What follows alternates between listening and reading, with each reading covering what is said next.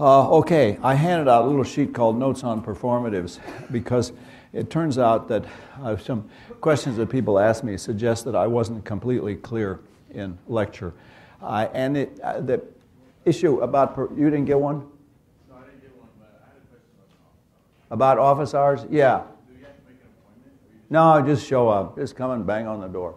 I mean, I'm not saying that, sometimes I go to the bathroom, I go and get a cup of coffee or something like that.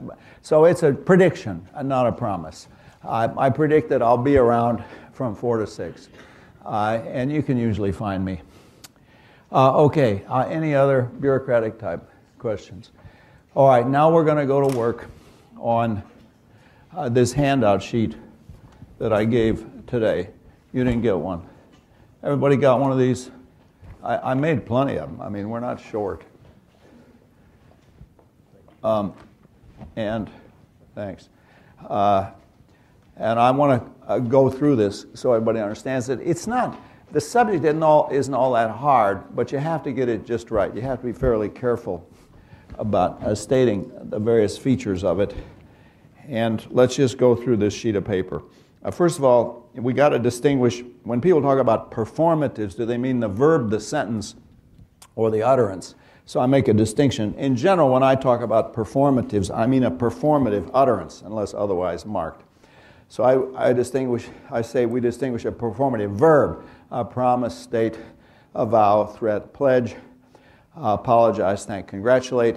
A performative sentence, for example, I promise to come and see you. And a performative utterance, for example, the utterance of the sentence I just uttered. But the utterance to make a promise, I promise to come and see you, used to make a promise. Don't confuse performatives with performances. I cannot tell you how common that confusion is. All performative utterances are illocutionary acts, hence performances. But very few illocutionary acts are performative. Why? Because most of them don't actually contain a performative verb. You don't need to. You can just say, it's raining. You don't have to say, I state that it's raining, even though both of those are statements. The difference comes out obviously if you say somebody, please leave the room.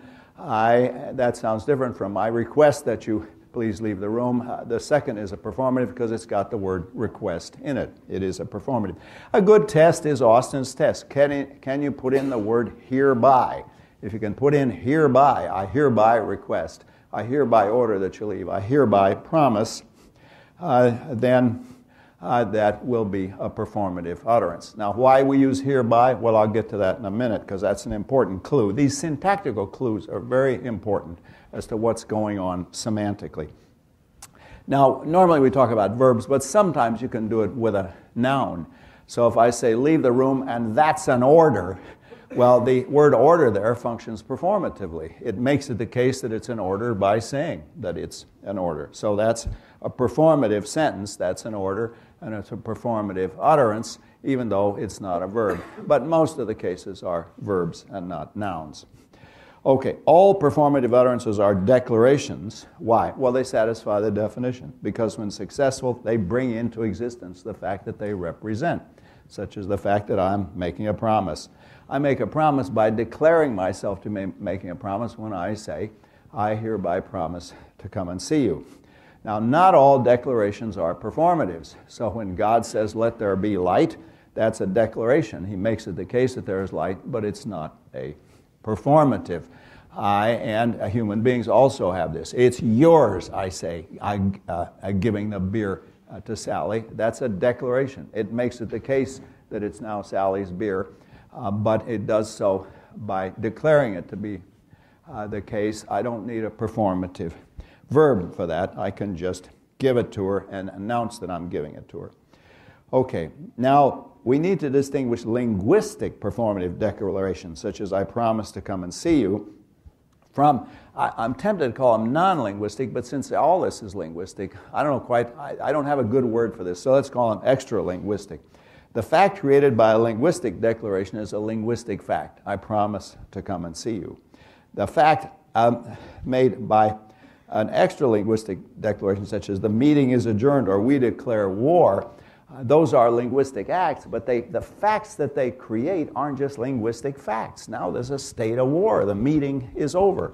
or your husband and wife, if I pronounce you husband and wife in a marriage ceremony. Now, how does that work? How can you create non-linguistic facts with language?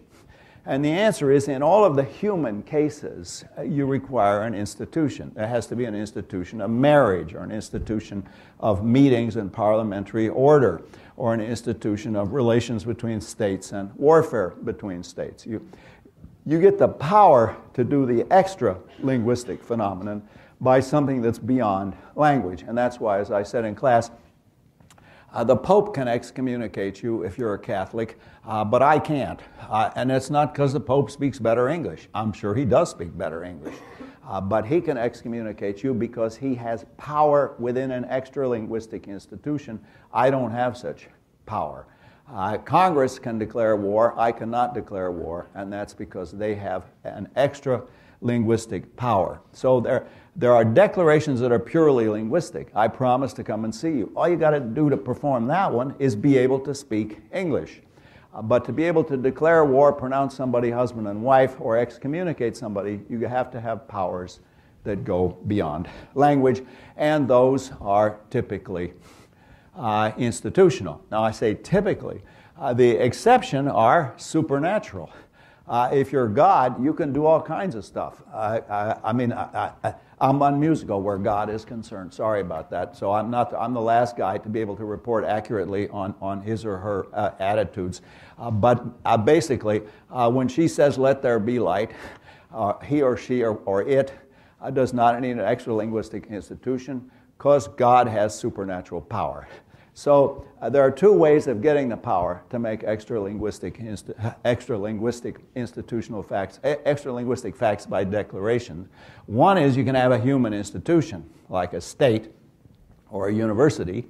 The second is you can have supernatural power, and that's why I said fairy stories are a good source of declarations, because people in fairy stories, like the good fairy and so on, often do things, often create facts just by declaring them to exist. Okay, now that means, though, all of this means that a typical performance with a performative can be more complicated than appears on the surface. And in fact, I say linguistic performatives, like I promised to come and see you, typically contain 3 speech acts. So the person who says, "I promise to come and see you," makes a promise. That's what it's all about. That's the purpose of the utterance, was to make a promise. That's a commissive. But the way it's done is by making a declaration. You declare the utterance to be a promise, and that makes it a promise. But furthermore, you did say something. You not only promised, but you said that you promised. And saying that you promised is an assertive. It's a statement. The important thing to see, though, is the statement derives from the declaration. You don't get the declaration out of the statement. Some people have tried to explain promises by just saying, well, they're really statements, and what makes them true is, well, hell, there isn't anything else to make them true except the fact that you said they were true. Yes, but how does it work? And that's why I say we need this extra feature. We need the feature of the declaration. But explicit declarations, such as the meeting is adjourned, typically contain 2 speech acts, the declaration and the corresponding assertive. So the statement, for example, "We declare war," or "the meeting is adjourned," constitutes both a declaration of war and adjournment of the meeting, and a statement. It constitutes saying that the meeting is adjourned, saying that war is declared.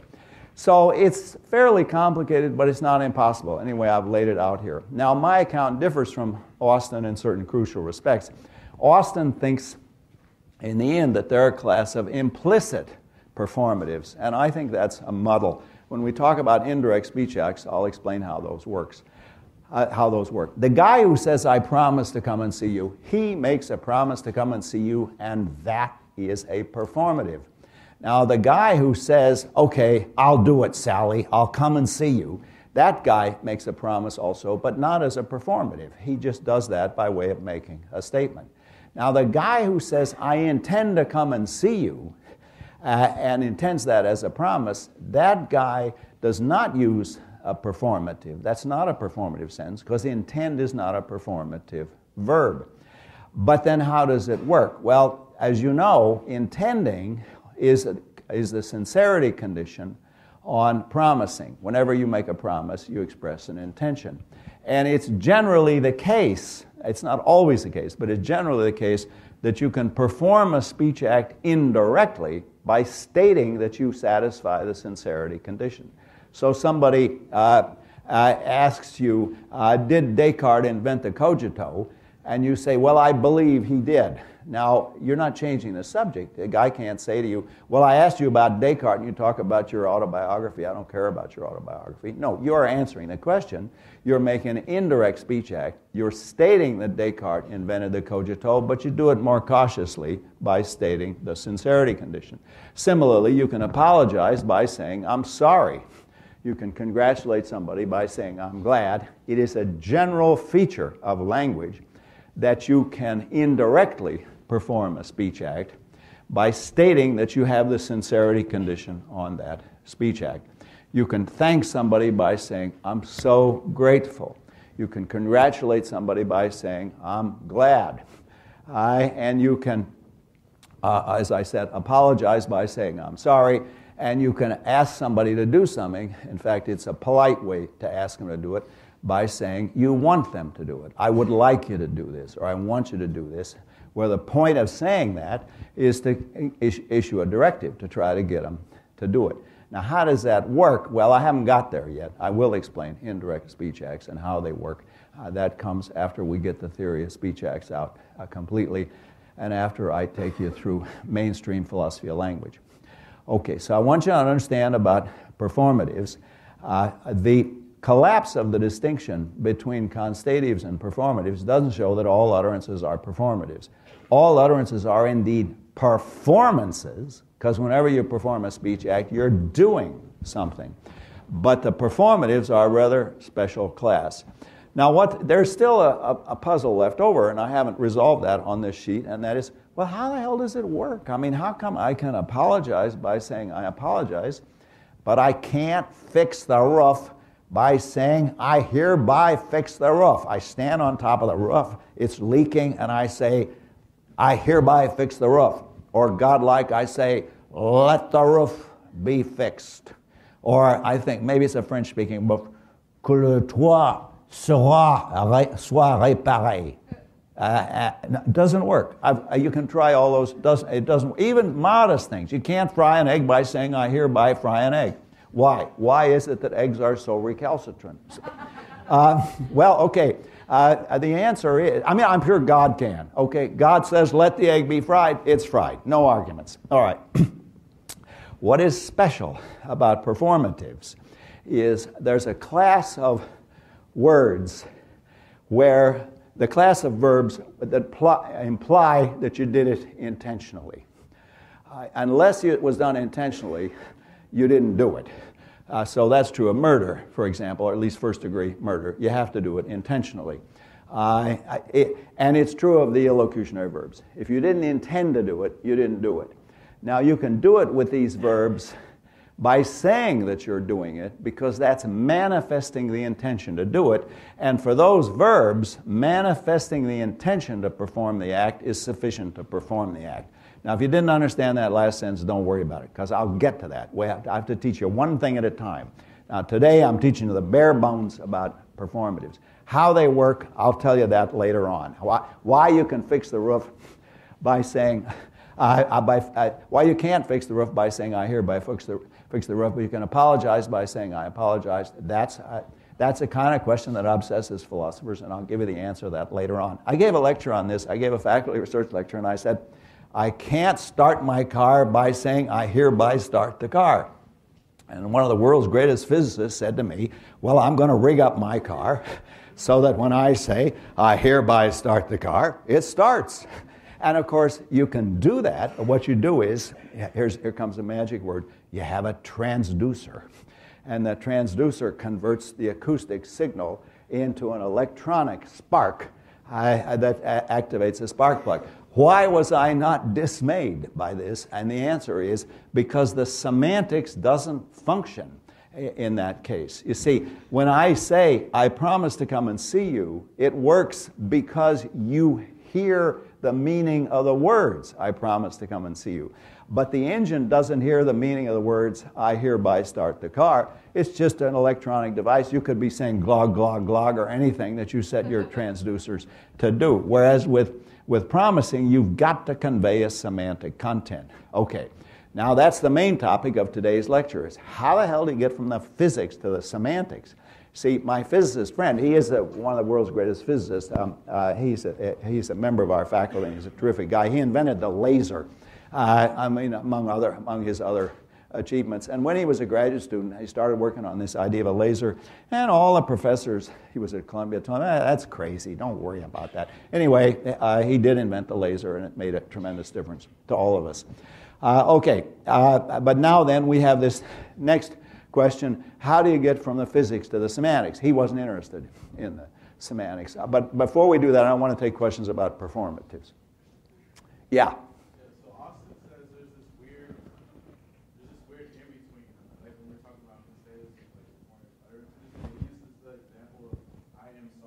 Yeah. He says that's like a weird in-between because is it a description of feelings? Yeah. Or the actual performance? Yeah, okay. I think Austin's account isn't right. Now, what I want to say is this. You can apologize by saying, I apologize, but you can also apologize by saying, I'm sorry. What happens when you say, I'm sorry, is not that you did a sort of quasi-performative. It's not a performative at all. It's just a statement about yourself. However, it is a statement of the sincerity condition on apologizing, and two, it can be used expressively. So it's an expressive speech act. So you don't just say, I'm sorry. You say, Sally, I'm so sorry. How can you ever forget? We've all been there. And you do this whole damn thing with Sally, and you hope, finally she quits throwing crockery at you or whatever it is that she's doing. And that is both an assertive, you assert that you're sorry, and an expressive, you express your sorrow. And those are good ways to perform indirect speech acts. Now, the favored way to perform indirect speech acts in English is with directives, because it is a bit rude to just come out with the imperative mood. Leave the room. That sounds a bit rude. Worse yet, I order you to leave the room. Whereas what we have are a whole lot of ways of doing it more politely. Bill, I'd really appreciate it if you could leave me and Sally alone while she's throwing the crockery at me or something like that. And that is a case of an indirect speech here. You're asking Bill to leave the room. I want you to leave the room. I'd like you to leave the room. Do you want to leave the room? Could you leave the room? Would you leave the room? All of those are indirect ways of asking somebody to leave the room. Why do we do that? Well, the first reason is it's more polite. Why? Well, it appears to give people a choice. Would you like to leave the room? Or would it be possible for you to leave the room? You don't really give them a choice, but it appears to give them a choice because of the interrogative form. Could you leave the room? Can you leave the room? Could you leave us alone? They appear to give a choice. And it's in English rude to just come out with the straight imperative mood. Exceptions to that are interesting, and those are cases where it's not really an imperative, where you're not really ordering people around. So if I say to you, you come into my office and I say, have a seat, sit down. You don't say, don't boss me around. Or somebody comes to my house and I say, I have some cake. They don't say, I don't take orders from you. Because they understand it's not really an order, it is an offer. So you can issue imperative moods if they're not really imperatives, if they're offers or suggestions or something like that. But in general, it's impolite in English to just come out with a flat imperative. So we have these ways of disguising it. Can you, could you, would you like, I would appreciate it if. All of those are indirect directives. Now, do cultures differ? I think they do in the imperative mood. It always seems to me in Germany that I hear more imperatives, beeilen Sie sich bitte, and all this kind of stuff that you get on German railway platforms. But still, that's a speculation on my part. It'd be interesting for those of you who know other languages to tell me how you do indirect speech acts in those languages. Yes? Going back to, you said that there are declarations that are not performative. Yeah. And you gave the example of let there be light. I'm just kind of like, couldn't you God says, let there be light, he's creating the fact that there is light. So Yes. Could you kind of argue that that is performative, that by, I mean, not that I... What's the verb? That, You see, the verb let is, it seems like a wrong word for a performative. The definition of these cases is the verb has to name the act being performed, as in I promise to come and see you. But in let there be light, the let is not, it doesn't name what you're doing. And indeed, it's interesting how it's translated into other languages. In French, now those of you who speak French have to remind me, but I think in French it's qui soit la lumière. And in German it's würde Licht. Check this out, because it's been a long time since I read the Bible in German. But in any case, you can check this out. So I think it's not a performative because the sentence isn't a performative sentence. See, the performative sentence would be something like I promise you or I order you. Those are genuine performatives. Okay, other people had questions. You had a question over here. Yeah. Yes, so is that the phrase or sentence, let there be light, that's a performance, but Yeah. it's not a performance? Exactly. The utterance of every speech act is a performance. That's what it means to say it's an act. Very few speech acts are performatives. Only those that contain a performative verb or another performative expression, like as in that's an order, where order is there used performatively. And I cannot tell you, in literary studies, there are a whole lot of people who talk about the performative aspect of language, and they gas on in sort of the higher BS. Sorry, I don't mean to use technical terms here. But they gas on in this way, and it makes it clear they don't know what they're talking about. They don't mean performative, they mean performance. There is a performance aspect of language, because every speech act is, by definition, an act. But that has, so far, nothing to do with performatives. Some languages have very few performative verbs. I told you about a language in Cameroon where they only have one performative verb. And I asked Dan Everett about Peter Ha, but I'll ask him again. How many performatives? They don't have very many performatives. Now you can't say this in anthropology anymore, but their language is much more limited than ours. You can't say that because it sounds like you're saying ours is better. Of course, you're not saying that, but in any case, they don't have the rich variety of performatives that we had. And I told you, to my amazement, French has a surprising number of illocutionary verbs, more than I would have expected. Partly, I think, because they're so damn argumentative, and they love, and legalistic. Yes, you had a question. Yeah, not to go on an example, but for let there be light, Yeah. it looks, syntactically Like an order. It looks like an imperative. You guys over there, let there be light. No, but that's not what it means. It is an optative, and where you are expressing a desire, and that's why it translates into the French optative, qui soit la lumière. And I don't know German well enough to know why they say würde Licht. Would it be the case that there is light?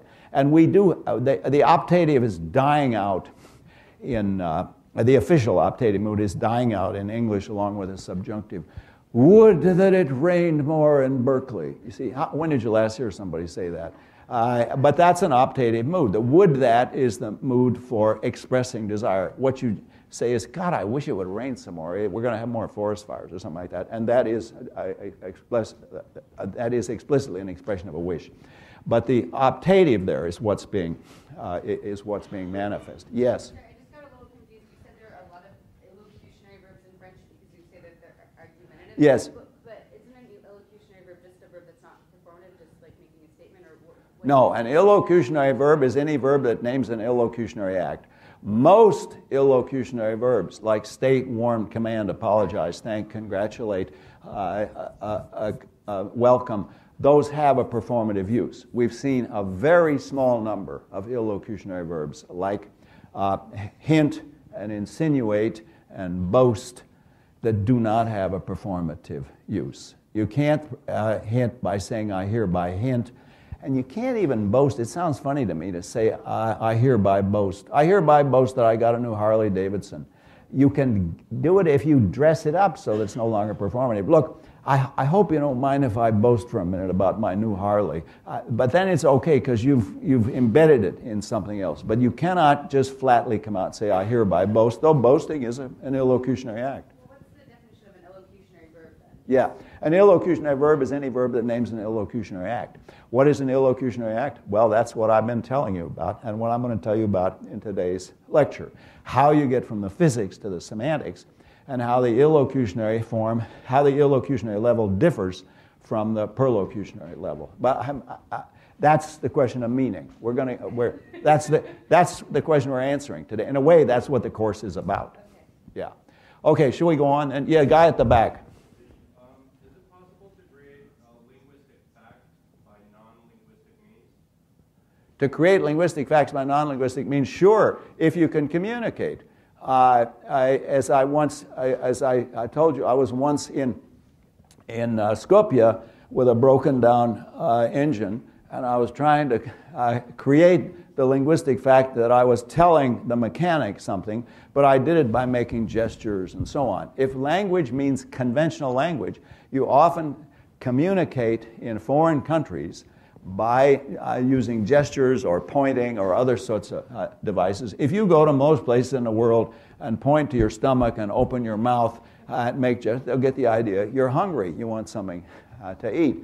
And even though those are not part of any known language. So yes, you do often perform speech acts without an explicit performative, or without an explicit linguistic device such as a sentence.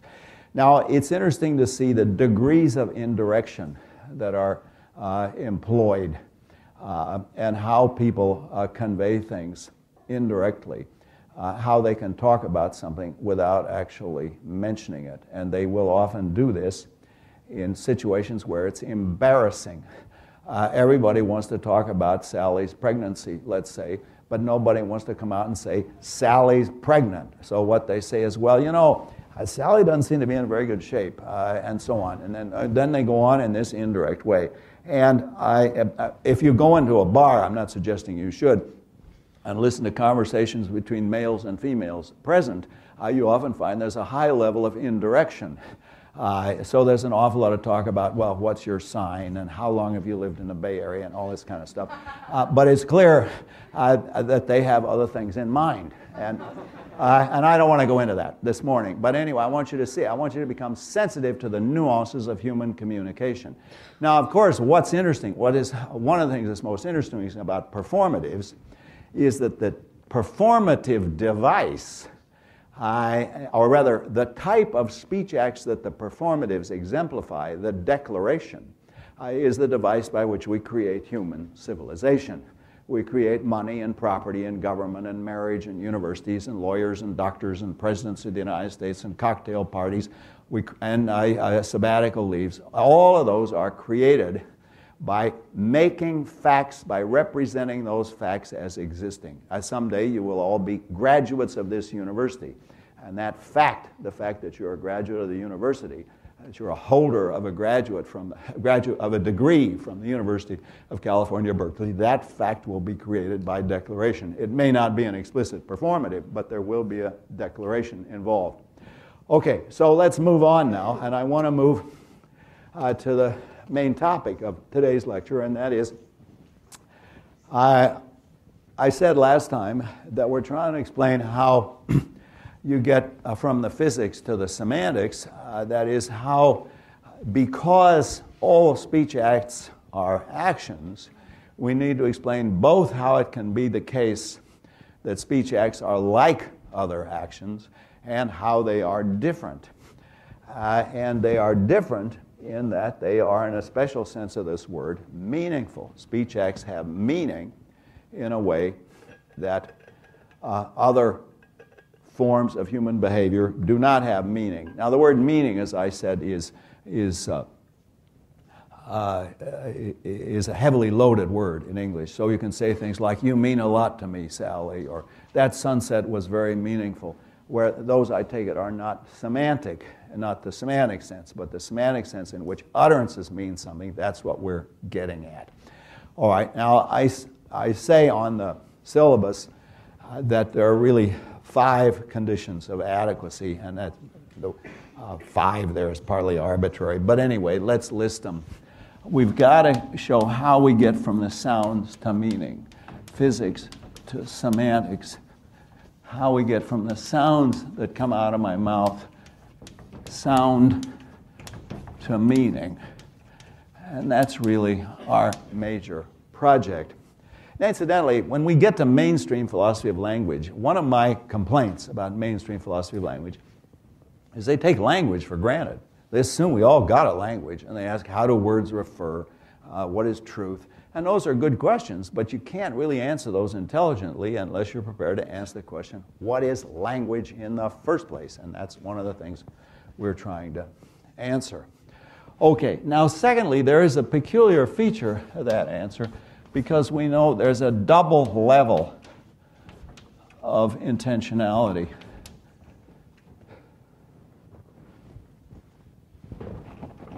You have a double level of intentionality. There's the intention with which the speech act is performed. You intended to make a statement. And there's the intentional state expressed in the sincerity condition. So when you say it's raining, you have the intention to make the statement that it's raining. That's one level of intentionality. But you also have the expression of the belief that it's raining when you make the statement. And even if you're lying, you still represented yourself as believing something. You still express that belief, even if it's a belief you don't have. You express the belief that it's raining, even when you're lying. So you have the meaning intention and the sincerity condition in these two levels of intentionality. Now, third, and this is really a kind of a continuation of the second, you have a complex set of relations, and I just want to tell you what those are. The conditions of satisfaction of the intention to perform the speech act are not the same as the conditions of satisfaction of the speech act performed. So the condition of satisfaction of the intention to make the statement that it's raining are just that you succeeded in making the statement. But the statement itself has conditions of satisfaction, namely that it's raining. But you can succeed in making a statement even if it's a false statement. Now that's a very important point that a lot of people think, well, if you really succeeded, the statement have to be true. No. You succeed in making the statement even if it's false. All the same, the conditions of satisfaction for making the statement have to determine both what counts as truth and what counts as sincerity. So you've got three different types of conditions involved. You got the conditions on making the statement, the condition of satisfaction of the statement made, which are that it be true, and the intentional state expressed, namely the belief. And your theory of meaning has to explain those three. That has to follow out from your theory of how you get from the physics to the semantics. And then fourth, let me just go through these and then we'll stop for questions about them. Then the fourth feature that we want is the taxonomy has to follow. It has to follow from our account of meaning that, I'll just put the word taxonomy there because that's really all I need. The taxonomy of speech acts has to be a natural consequence of meaning. It can't just happen that there are 5 and only 5 types of illocutionary act. It must somehow be a consequence of the nature of meaning that that's all you can do. That there are not an indefinite or infinite, or as Wittgenstein said, unzählige, countless types of speech act. When I first started teaching this course, before any of you were born, I used to send my students home and say, invent a new kind of speech act. And you'll find you can't do it. What you do is you will do variations on the old kind.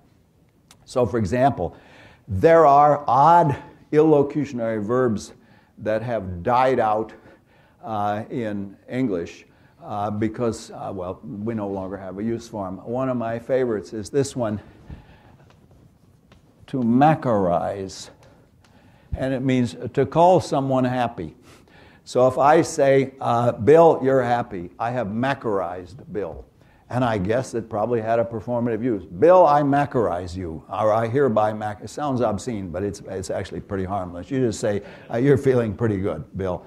Now that seems to me a case where you had an illocutionary verb, but it didn't really name a new type of speech act. It's just a form of assertive. This just mentions something about the propositional content. As a report has to be something about the past. It's a restriction on propositional content.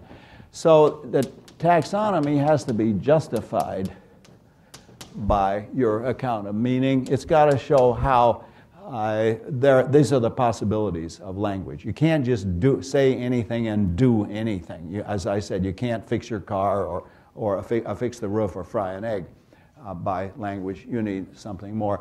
And then finally, it seems to me, in our theory of meaning, we need to keep our distinction between representation and communication. And I want to say that it's characteristic of a lot of even good philosophy in this field that they confuse those two. They think that the account of meaning must contain an account of communication. That's my criticism of Grice, that Grice gives us an account of communication, and I think he's right. I think communication does have this self-reflexive feature, that in linguistic communication, you succeed in communicating something by getting the hearer to recognize your intention to communicate that very thing.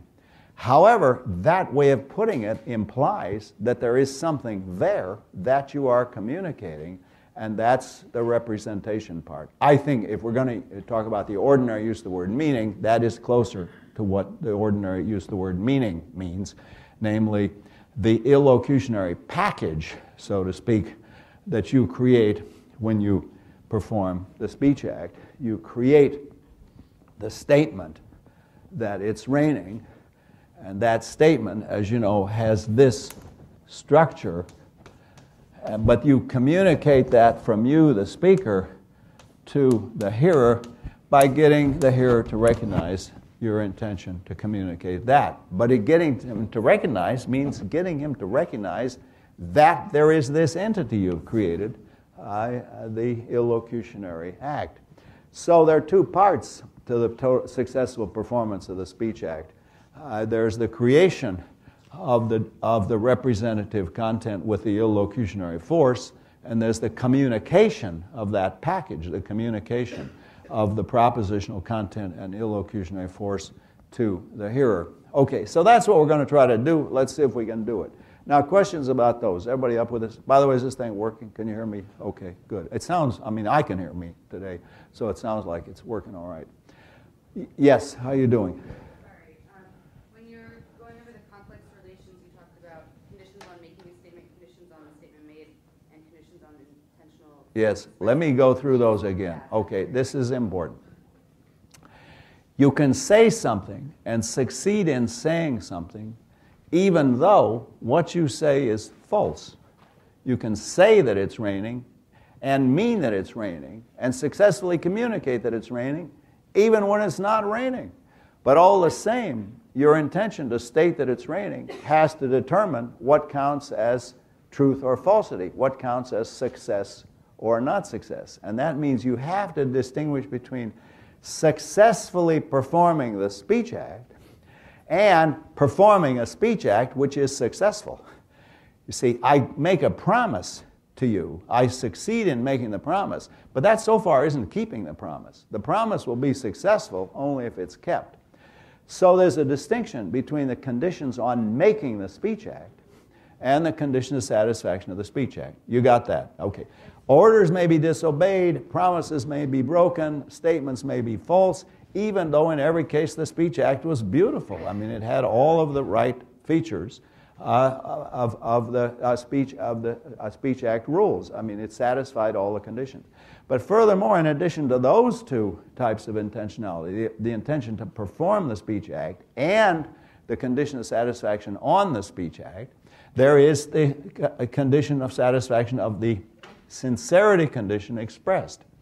Every statement expresses a belief. Every order expresses a desire. Every promise expresses an intention, and so on through the other cases. Now, this is what's interesting. The conditions of satisfaction on the sincerity condition are identical with the condition of satisfaction on the speech act. So the belief will be true only if the statement is true. The desire will be fulfilled only if the order is obeyed. The intention will be carried out only if the promise is kept. I promise to come and see you. That expressed the intention to come and see you. But I will have kept my promise only if I carry out my intention. So the conditions of satisfaction of the speech act, the conditions of satisfaction of the intentional state are identical, even though neither of them is identical with a condition of satisfaction on the performance of the speech act, that you succeed in making the statement or the promise or the order. And now, to make it more complicated, even though the conditions of satisfaction on the performance of the speech act have to determine the condition of satisfaction of the speech act itself and the sincerity condition. So they've got a complex relation between the speech act, the success of its propositional content, that is, the success of the speech act in matching reality, and the sincerity condition. I mean, it sounds complicated, but in fact it's kind of simple. I mean, it's not a big deal. You live it every day. You say it's raining or it's not raining, and you succeed in saying something, and what you say will be true or false, and you will believe it or not believe it. And the intention to make the statement must determine what counts as the statements being true or false, and what counts as it being sincere, and what counts as the sincerity condition being satisfied or not satisfied. Now, I'm glad you asked me to repeat that, because it sounded even more obscure the second time I said it. But anyway, I think everybody got it. I mean, it's not higher mathematics, okay? I mean, you live this every day, so we ought to be able to figure it out. Okay, other questions? Everybody's up with this. All right, well, let's take some kind of Mickey Mouse cases, as we always do with simplified cases. And in the book that I wrote about this, in Intentionality, I say, well, let's imagine somebody who's signaling to somebody else. Now, why do we do that? Well, if you get away from sentences with their noun phrases and verb phrases, you can see the condition of satisfaction more clearly. We'll get to sentences in a minute. But the idea is, imagine that you're signaling, and it's in a military situation where it matters. So you climb up the hill and you look at the enemy, and then you have arranged with your guys who are waiting down at the bottom of the hill that you're going to signal to them by raising your hand in various ways. If you want to signal, I don't remember what I actually said in the book, but let's invent something. If you want to signal the enemy is here, you raise both hands. Okay, now that's an assertion. What are the conditions of satisfaction?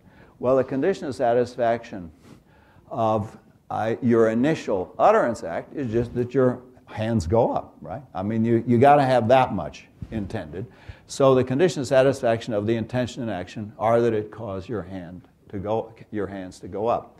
But now, this isn't just a case of raising your hand just to be raising your hand. You're actually signaling. It's an illocutionary act. It's a speech act. So what you now intend, now this is the key point, you intend that the raising of the hands has as condition of satisfaction with the downward, with the word-to-world or mind-to-world direction of foot, that the enemy is retreating. That's what makes it a statement. So you're not just raising your hands, you're saying something. You're saying the enemy, what I say, retreating, that's later. The enemy is present. That's what it says. The enemy army is present. Okay, so the intention is now not just that there is a bodily movement.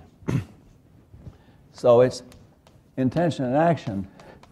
This IA causes the bodily movement, and the bodily movement has conditions of satisfaction with a downhill direction of fit, that P. Okay, now that is the simplest form of saying something and meaning something. This is with the assertive. The assertive is you have an intention action which causes a bodily movement, but now the bodily movement is meaningful. The bodily movement has condition of satisfaction. And that's what I was getting at when I said the key to understanding meaning is that it is the intentional imposition of conditions of satisfaction on conditions of satisfaction. So your intention action causes the bodily movement, but now the bodily movement has condition of satisfaction. It's now got a propositional content. It's the propositional content, that P, and in this case it has it with the downhill or true-false direction of fit. Yes? So the bodily movement is a speech act? Yes. Not an utterance? It is an utterance. The bodily movement is not a movement you made with your mouth, but it has the function of an utterance. That guy isn't just waving his arm, he's trying to tell us something. So an utterance doesn't have to be a physical, actual word you say? It doesn't have to come out of your mouth. An utterance can be gestures you make, marks on paper. We have all sorts of utterances that are done with gestures. In fact, I think the Italians have the most complex hand gestures, and I've never figured them out, and I'm always reluctant because I fear some of them may be obscene and I don't know about it. But it doesn't have to come out of your mouth. Speech acts do not have to come out of your mouth. It's just an accident of our history. It's a lucky accident that we have this flap in our jaw, and we have a complex set of wet, slimy devices that enable us to make a variety of noises that people can discriminate, that people can distinguish. So speech acts, for us, it's a kind of an accidental fact that we communicate with our mouths and not with our elbows or by a hole in the top of our head.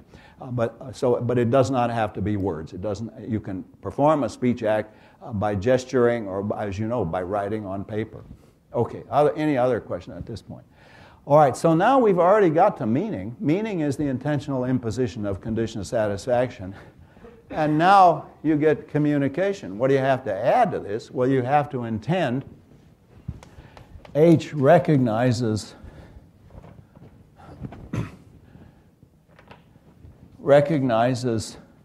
the bodily movement, and that the bodily movement has those conditions of satisfaction.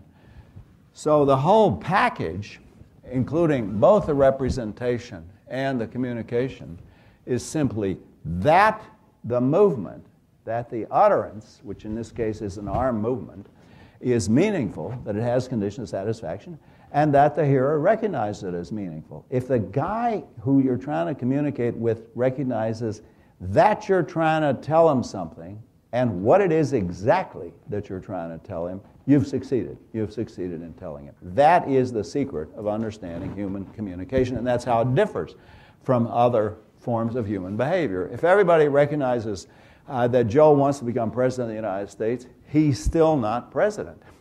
But if they recognize that he wants to tell them that it's raining, then he's succeeded. He's succeeded in telling them that it's raining. So when I had this mechanic in Skopje, and I was trying to communicate to him the condition of my poor Bedford engine, what I was trying to do was get a situation where he could recognize this guy is trying to tell me something. That wasn't hard, because it was pretty hard.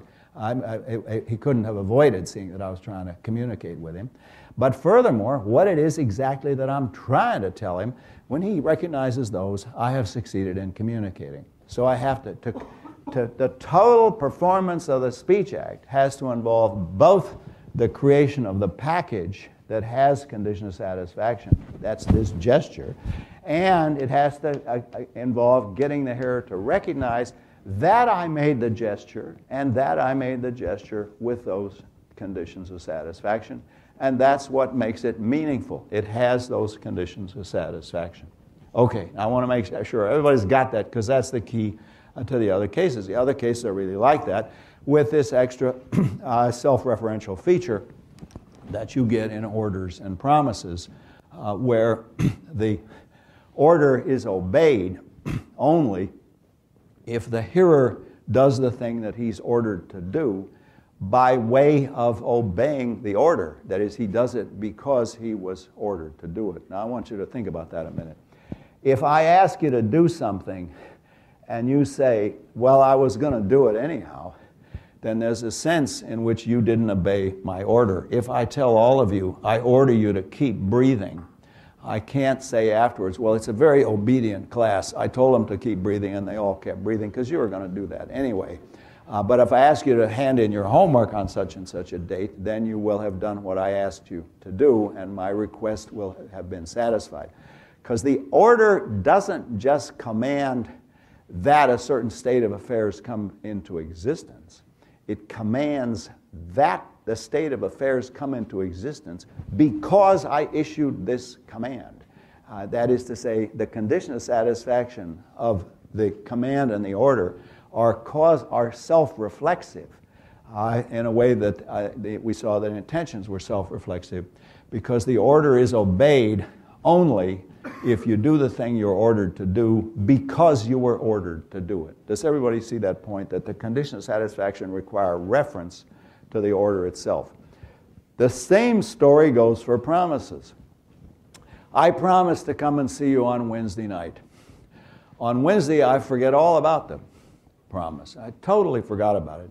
But I go to the fridge and I suddenly discover we're out of beer. And I remember, you always keep a fridge full of beer. Your icebox is loaded with beer. So I think I'll go over to your house and borrow some beer. I show up on your doorstep Wednesday night saying, can I borrow a six-pack of Grolsch? The most popular beers are undrinkable. I shudder when I think about the best-selling beers. But anyway, no, Optimator. I really want good beer at your house. I go to your house. Well, let's make it really good. Pilsner Urquell. Okay, I go to your house and I say, can I borrow a six-pack of Pilsner Urquell? That's a Czech beer. And now, have I kept my promise? I promised to come to your house on Wednesday. I did come to your house on Wednesday. It seems to me I have not kept my promise. I didn't break it. I did, after all, show up. But you keep the promise in the full sense only if you do the thing you promised to do because you promised to do it. So the condition of satisfaction are not just that I do A, but that I do A because I promised to do A. Does everybody see that point? And the condition of satisfaction of the order are not just that you do the thing you're ordered to do, but that you do it because you are ordered to do it. Okay, any questions about those? Because that's our next step, is to try to get how this pattern of analysis carries over to directives and commissives. Yes, at the back. What is it about the conditions of satisfaction? What imposes those? Because Your intentionality. That is, what makes it meaningful that your arms went up is that you raise them with a certain intention. Remember my French example. There's a distinction between the guy who's practicing French, and he says over and over, il pleut, il pleut, il pleut. And he doesn't mean anything. He's just practicing French. Then the guy says exactly the same words with the same pronunciation. He says them by way of telling me something. He says to me in French, what's the weather like? And I say, il pleut. In that case, it's the same sounds, but now it has a different status because it's uttered with a different intention. Now that my uttering those sounds has condition of satisfaction that it's raining. It's now a statement. Same words in the same order, same pronunciation, but in the first case I was just practicing. In the second case I'm actually meaning something. I didn't just say it, I meant it. Yes? Yeah, but see, now with promising it seems to be different because you don't issue a promise to someone because you want to go to their house. You issue a promise to someone because they want you to. Right, yeah. Well, when you show up, they don't care why you showed up. Yeah. They're going to see you. Yeah, all the same, I did not, in the full sense, keep my promise if I didn't do the thing I do because I promised to do it. It's true, the purpose of having the institution of promising is, this is the perlocutionary purpose. Typically, speech act institutions have a typical perlocutionary aim. The aim of promising is to create stable expectations. And if their expectation is fulfilled, they may not give a damn why I showed up. But if they're interested in me in my general character, they will care about whether or not I, in the full sense, kept my promise. So they may not chew me out for showing up and asking for beer if all they wanted was that I should show up at their house.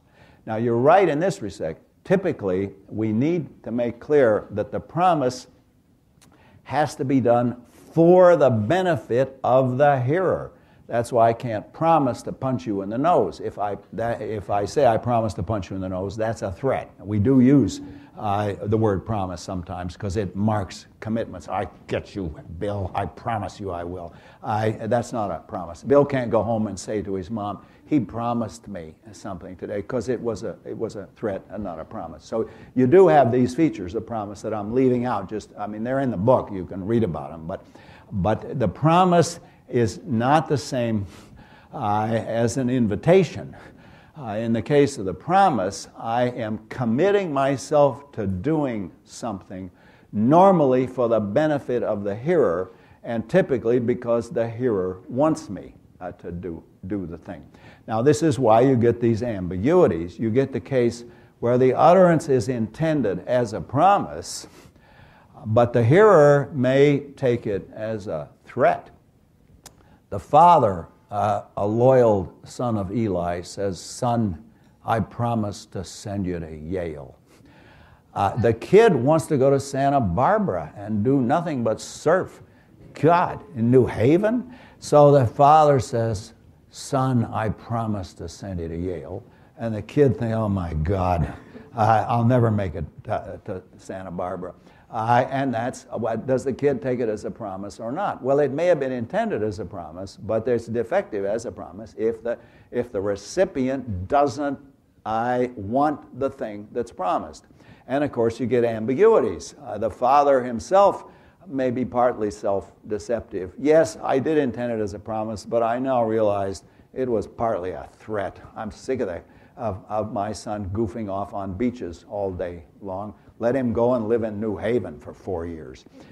What a thought. Okay, but in any case, so I don't want you to... See, what I'm trying to do is convey the bare bones to you. And the bare bones are you impose condition of satisfaction on condition of satisfaction, and sometimes those are self-reflexive, like promises and orders. But I don't want you to forget the incredible complexity of language. So at the one and the same time, we have to get across these are the bare bones of speech acts, but at the same time, in actual social situations, they are immensely complicated.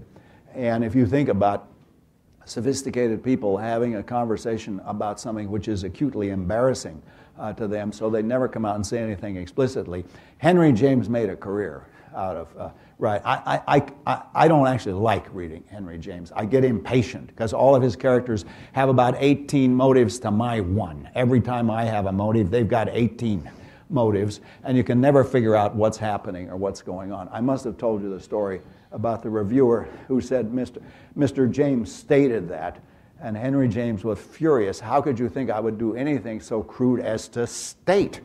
He never stated anything in his life. He beat around the bush for a long time. And I grant you, he is a great author. I do admire him enormously, but I don't actually, it's not much fun reading it. I prefer Hemingway. Yeah, I guess I do. I prefer Hemingway anytime. Well, good Hemingway. Okay. All right. Now, where were we? Now we're going to go to the next case, which is the order. Now, let's suppose we have arranged in advance. When I raise my right arm, that's an order. That means you guys advance on the enemy. Okay. Now, in that case, you have the same initial condition.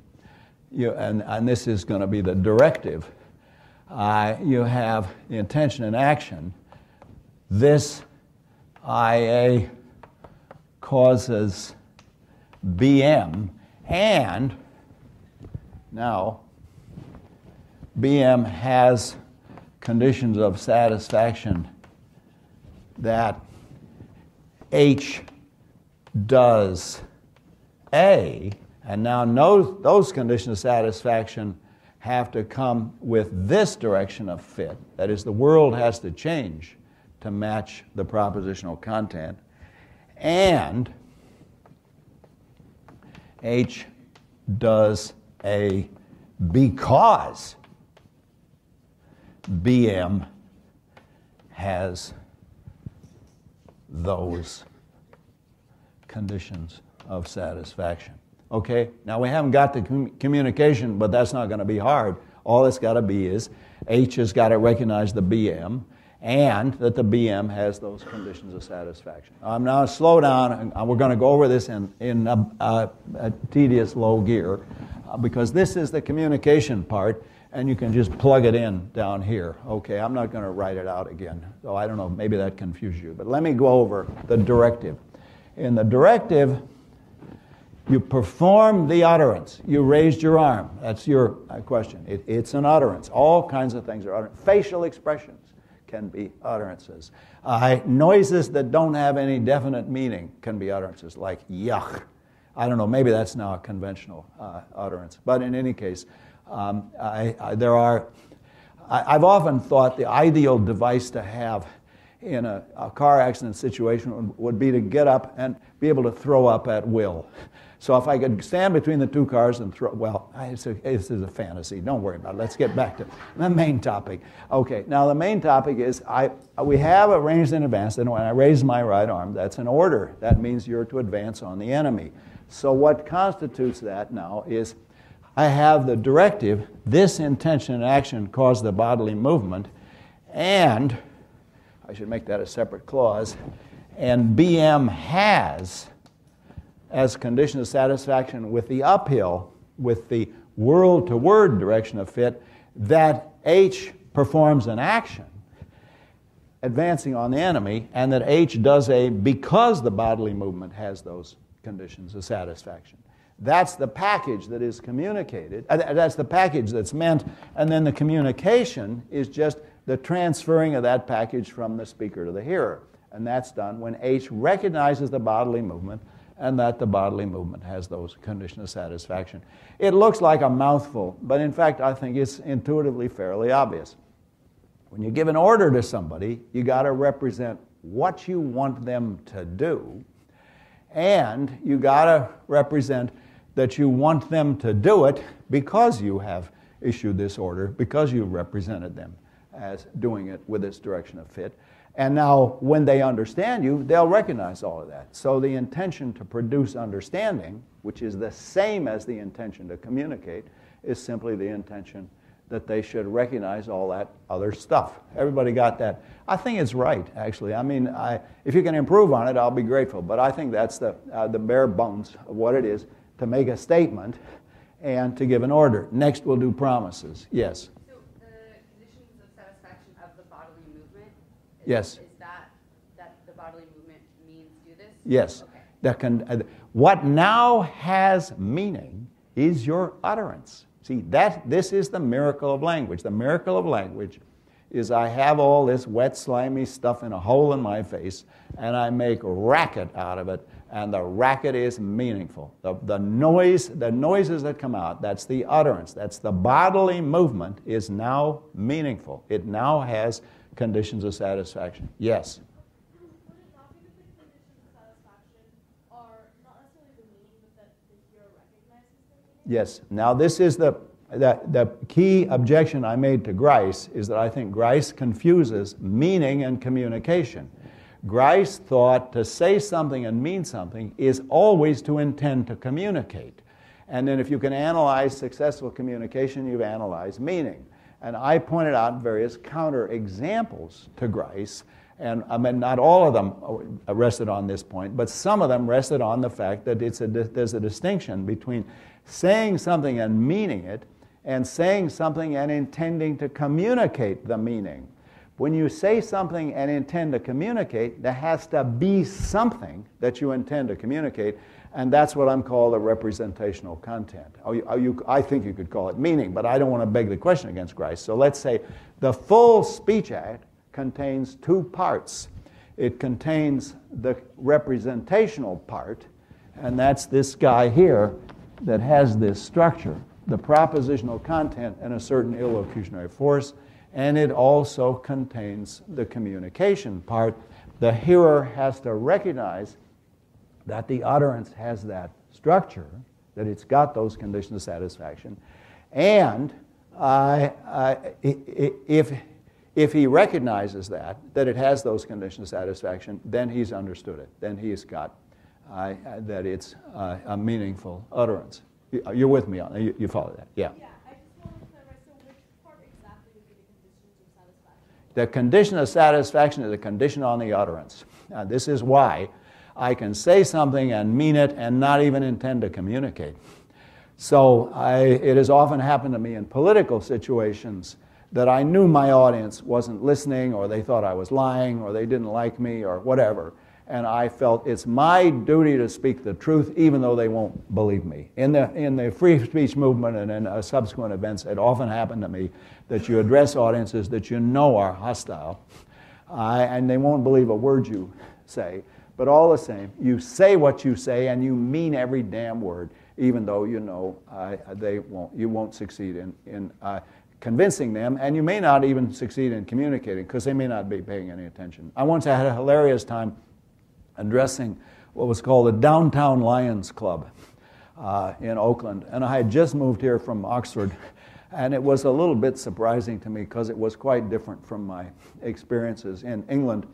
First of all, at lunch, they all did the Lions roar, and I found that a bit shy-making. And then after they'd done the Lions roar, I was introduced, and the guy who introduced me said, this week we have Professor Searle who will discuss free speech on the campus. Next week, we're going to have Professor Philby from the law school who will give a talk entitled The Regent's Answer Back. And then it was pretty clear what they were looking forward to. And it was pretty clear that they thought I was some communist who'd wandered in off the street. But in any case, I did give my speech, and I guess I got a... They didn't make too much noise during the speech, and some of them may even have been listening. But I meant every word I said, regardless of whether or not I succeeded in communicating, that's the illocutionary effect, or whether or not I succeeded in convincing anybody, that's the perlocutionary effect. Okay, let's go the next step and do commissives. Well, commissives actually, on the bare bones, look a lot like directives. Now, what we've got to explain is how the commissive can create an obligation. But at the bare bones of the commissive, it's just, I suppose we have, when I raise my left hand, I raise my right hand, that's an order. That means you're to advance on the enemy. I raise both hands, that's a statement. That means the enemy is present. But when I raise my left hand, that's an order. That means you advance. No, sorry, let that be a commissive. Let that be a promise. I will advance on the enemy. So the intention and action here is this IA causes the bodily movement, and the bodily movement has conditions of satisfaction, again with the uphill direction of fit, that S does A, and that S does A because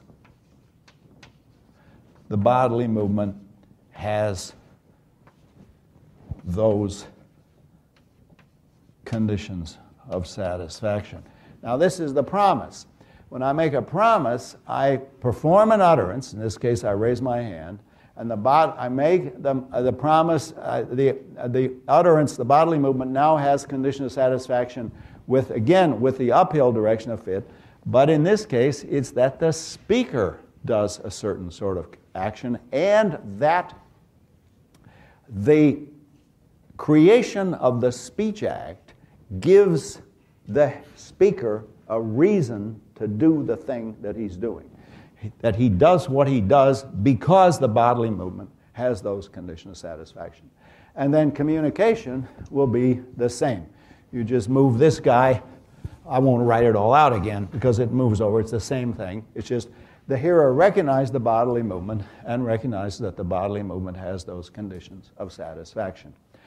Okay, now the way that I've described it, the order and the promise look a lot alike because in both cases you create a reason for an action. In the case of the order, you create a reason for the hearer to do something. In the case of the commissive, you create a reason for the speaker to do something, for yourself to do something.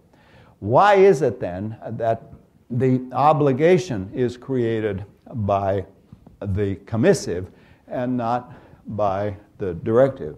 Well, I'm a little more complicated than I can tell you about just this morning, but the basic idea is not a difficult idea, and that's this. You can impose obligations on yourself in a way that you cannot impose obligations on other people.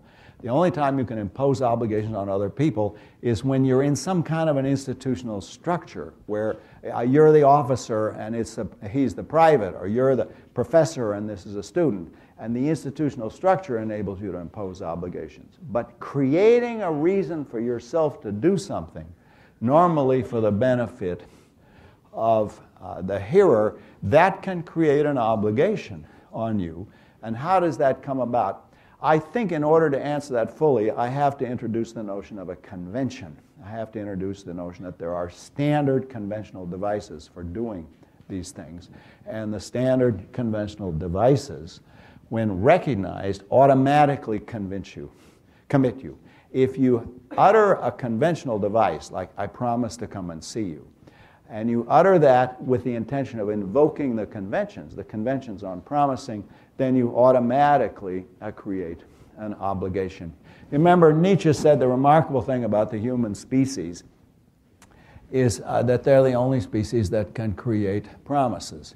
How the hell can we ever make promises? See, again, back to Gilbert. Gilbert's a wonderful dog, but he never made a promise to me to do anything. He can bark when he wants to be let out. He can wag his tail when he's happy to see me. He can whine in front of the food closet when he's hungry, but he never makes a promise. Now, why not? Well, to make a promise, you've got to be able to bind the will in a certain way, and that means the intention, the creation of this type of speech act with the intention that it should bind the will. And I think in order to do that, you have to introduce the notion of a convention, which we don't have yet. What we've got now is just we're creating these speech acts by creating meaning, and the creation of meaning is the intentional imposition of conditions of satisfaction on conditions of satisfaction.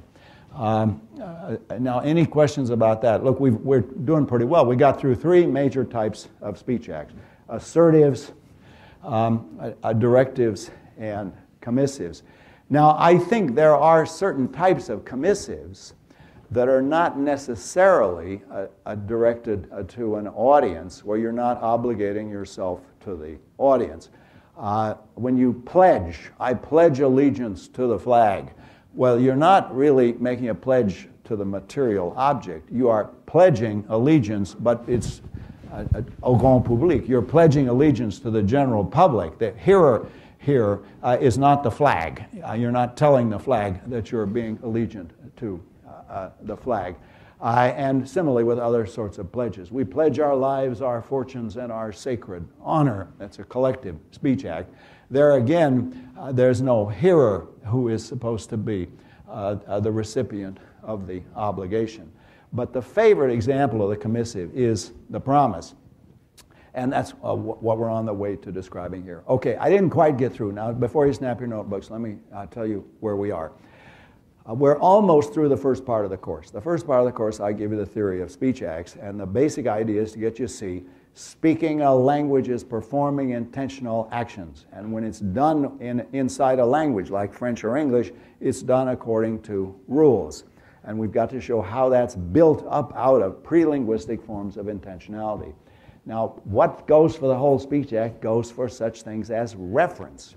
When you refer to Barack Obama, that's also an intentional act, and it's your intention that makes that refer to Barack Obama and not to my dog Gilbert or the